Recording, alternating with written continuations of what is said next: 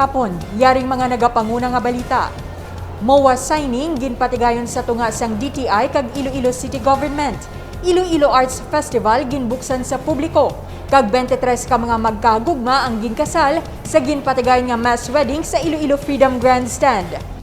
Sa nagapadayon nga pag-uswag sang syudad sang Iloilo, madamo na gikan sa business sector ang nagakainganyo nga mag-invest sa Iloilo City. Gani nagpatigayon sang Memorandum of Agreement signing ang Department of Trade and Industry Board of Investment kag Iloilo City Government. Agud mas mapasanyog kag mapapos ang pagpatigayon sang business transaction sa syudad. Madamo pa sa mga proyekto nga ginahanda ang lokal nga panguluhan sa pagpanguna ni Mayor Jerry Tenyas para mapasanyog man ang turismo sa City of Love. Ginbuksan sa publiko ang Hublag Subong Art Gallery nga ginpahamtang sa University of the Philippines Visayas Main Campus.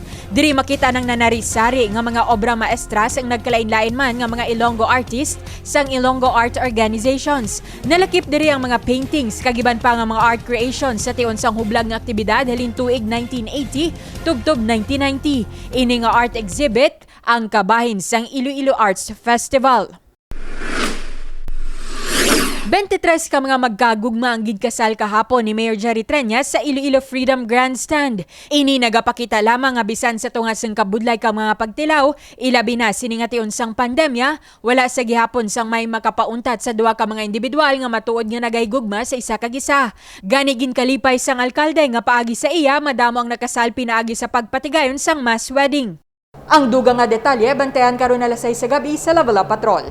Ako si Divine Singh.